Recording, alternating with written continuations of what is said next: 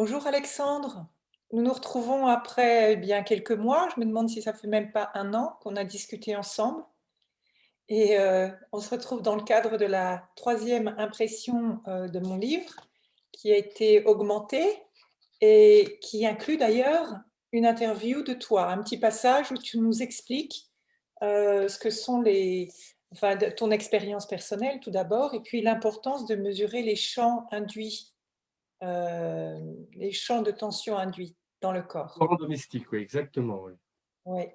Est-ce que oui tu je te peux remercie. développer un petit peu cette partie? Donc, qu'est-ce que ça apporte ça dans le livre? Toi tu as reçu la première édition. Ça, c'est la troisième impression, mais la deuxième édition, c'est-à-dire que c'est un petit peu augmenté. Il y a de nouvelles informations. Il y a ces fiches pratiques à la fin qui viennent vraiment donner un petit plus pour quand on a fini la dernière page, on peut s'y reporter rapidement pour comprendre les gestes salvateurs. Mais donc, pour revenir à la partie que tu as, toi, enrichie, est-ce que tu peux développer un petit peu ou reprendre les éléments? Bon, bah, merci Florence de me laisser aussi cette possibilité de reparler de ça. Je discutais encore récemment avec quelqu'un qui fait des diagnostics électromagnétiques et il y a vraiment une grande partie des gens sensibles aux ondes qui sont sensibles au courant domestique, donc les 50 Hertz. Et là, quand on parle de tension induite, on parle de cette partie-là. On ne parle pas des hautes fréquences par les antennes, les téléphones mobiles, les DECT, etc. On parle vraiment du courant domestique. Moi-même, je peux dire que maintenant que ma crise d'électrosensibilité euh, s'est apaisée, quand je me promène, je sens des petites choses avec les antennes, mais je ressens rapidement des manifestations, encore avec le courant domestique. Donc cette partie-là parlait de la tension induite, c'est-à-dire la manière dont notre corps absorbe le courant domestique et donc est perturbé par cette présence. Et là, il y a une manière de le mesurer avec un appareil, un testeur. Je vais d'ailleurs vous le montrer quand ça sera fait. Je vais bien voilà, montrer. Je vais vous le montrer très rapidement. Voilà. Voilà.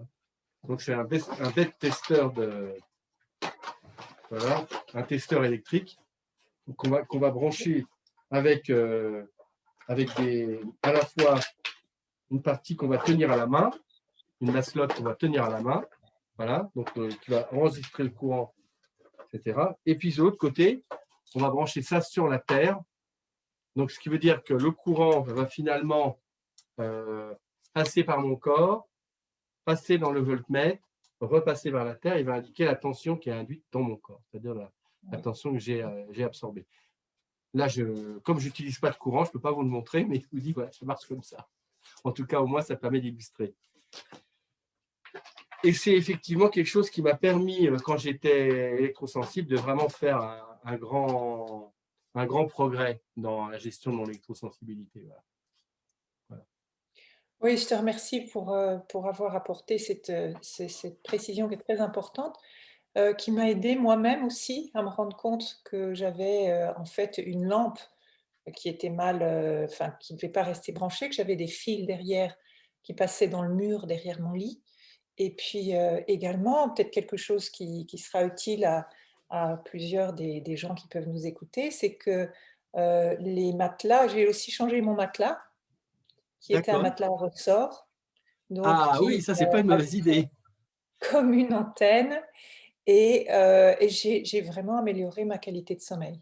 Ah oui, tu sens que, ouais, ouais. Oui, ce sont toutes ces petites choses-là, il faut rien négliger pour dormir dans ce qu'on appelle un sanctuaire qui permet à la cellule de bien se réparer, au cerveau d'entrer dans des phases de sommeil profond, dans des ondes qui sont bénéfiques. Hmm. Oui, et puis c'est une question de, je dirais, que la question fondamentale derrière tout ça, c'est comment on peut aider les gens finalement à prendre conscience de ces phénomènes. Et ça, c'est vraiment notre rôle. On est un peu comme des lanceurs d'alerte. Avec ton livre, par exemple, tous les gens qui l'ont lu, ils vont pouvoir s'informer, faire attention. Des gens sensibles comme aux ondes qui communiquent. Donc, on est un peu, comme on parle, les petits canaris dans les mines, là, voilà, Mmh. qui manifestent qu'on a, il y a un petit coup de grisou ou de gaz dans là, c'est dangereux, il faut faire attention. Voilà, la question, effectivement, c'est quand est-ce que les pouvoirs publics vont suivre un peu des règles plus saines et une hygiène, vont mettre en place une hygiène électromagnétique, vont diminuer les niveaux, vont faire attention à tout ça. Et là, on est au niveau politique, on est au niveau industriel avec tous les gens qui produisent la Et oui, bien technologie, tout sûr. ça. Toute l'industrie des télécoms a beaucoup, beaucoup d'argent. Elle n'a aucun intérêt à ce que ce soit amené sur la table, ces sujets de santé, de sensibilité aux ondes. Et on est encore beaucoup, beaucoup dans le déni avec des études qui sont financées par l'industrie, Mhm. donc qui vont être fatalement biaisées. On sait très bien que l'industrie, elle dirige la recherche, hein. On l'a vu avec un lanceur d'alerte qui travaillait chez Motorola et qui expliquait que chaque fois qu'ils arrivaient vers des conclusions qui n'étaient pas celles que désirait le commanditaire de leur étude, eh bien, ils se faisaient taper sur les doigts et on changeait les données. Donc, Ouais.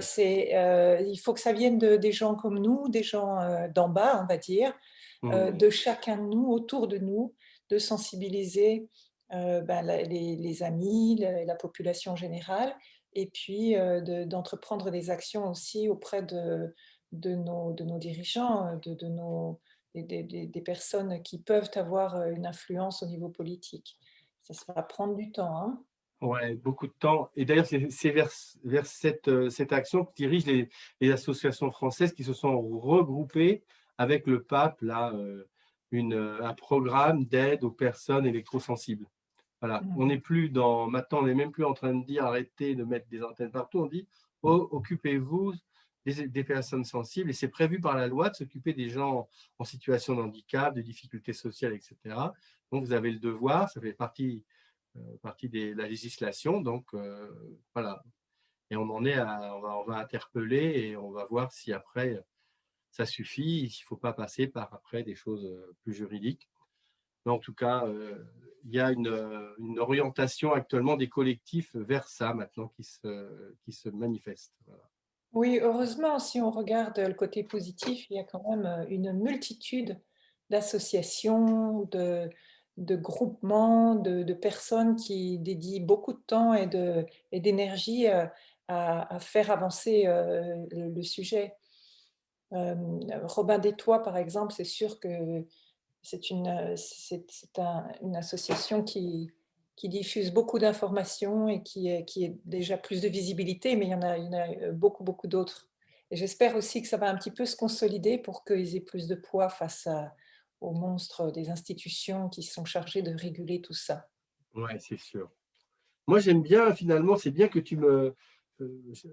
J'ai relu la partie générale du livre, et puis, comme je suis déjà un praticien, moi, de la gestion électromagnétique pour moi-même, je n'avais pas pris le temps de voir qu'il y avait ces fiches récapitulatives qui sont quand même bien faites. Donc, je vais prendre au hasard quelques voilà, remplacer le téléphone DECT par un téléphone filaire. C'est intéressant parce que le DECT, je crois que c'est un des instruments sans fil à la maison qui émet le plus d'ondes au niveau électromagnétique. Et moi, j'ai quand même beaucoup de cas, là, je vais vraiment en parler, mettre un focus là-dessus. C'est vachement pratique, le téléphone comme ça, avec le truc, on le prend, etc. Oui. Ah, et donc, ça émet énormément d'ondes, et je connais des gens qui sont tombés souvent malades, proches de ces téléphones, des secrétaires dans des cabinets, ils ont 1, 2, 3, 4 médecins, ils ont chacun leur téléphone, c'est un électrosmog, etc. Absolument. Et il y a également des gens qui l'avaient, parce que je pense que c'est de moins en moins courant maintenant, mais sur la table de nuit, hein, au cas où voilà, il y ait quelqu'un qui appelle la nuit, un parent qui est malade, etc. Ils dormaient avec ces dispositifs à côté de leur cerveau. Ça Enfin, peut, ils dormaient parce que je ouais, ne sais pas comment le ça cerveau peut se... dégage des fois plus, moi j'en ai vu certains qui dégageaient plus de 10 volts par mètre, quoi. C'est énorme, c'est énorme. Voilà. Alors, si vraiment on ne peut pas faire autrement, il y en a qui sont échos.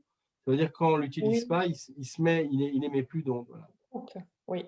Ouais, il Mais coupe. très honnêtement, c'est quand même assez facile de repasser au téléphone filaire, hein. Ouais. Moi, je l'ai Oui, fait. c'est sûr, mais voilà, c'est sûr que ça c'est important. Mais écoute, On va souhaiter à tout le monde de prendre soin de cet aspect de notre environnement aujourd'hui, parce que c'est Oui, drôlement important.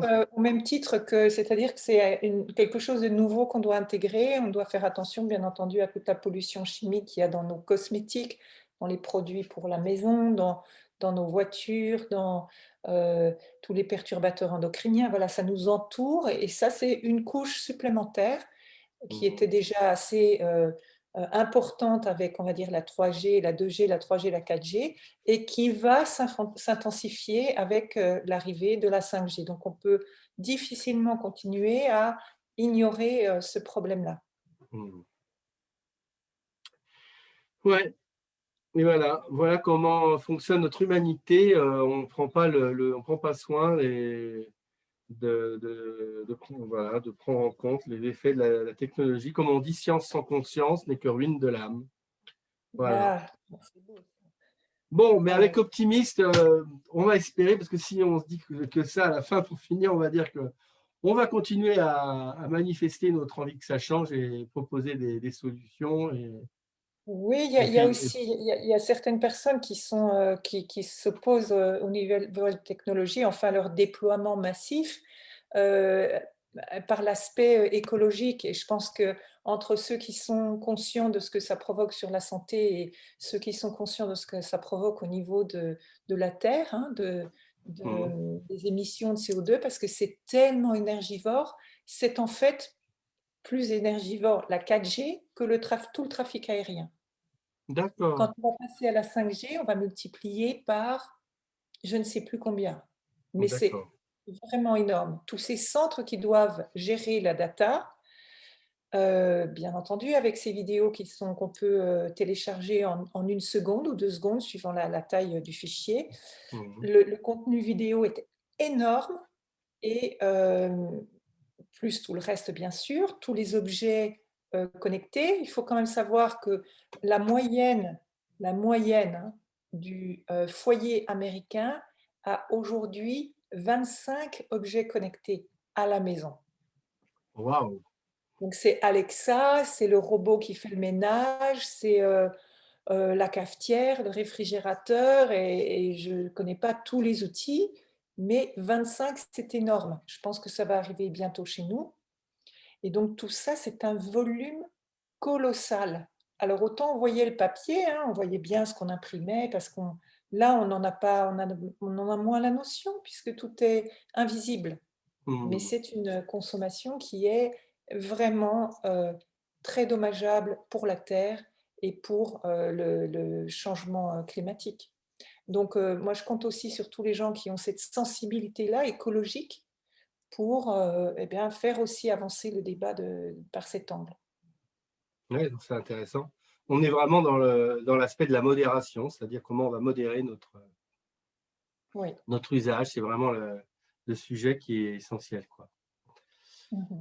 Voilà, bah, écoute, merci Florence, de cet échange, voilà, qui permettra à d'autres personnes de redécouvrir, ton ouvrage avec sa nouvelle version et puis s'informer et puis de commencer à prendre soin de cet aspect dans leur vie. Donc, on vous souhaite à tous de prendre connaissance de ces enjeux et d'apprendre enfin, de commencer à réfléchir à comment modérer notre usage de toutes ces technologies. Voilà, merci Florence en Merci à tout toi cas. Alexandre et à bientôt pour une nouvelle conversation que nous partagerons. Voilà, merci, à bientôt à toi. Au revoir.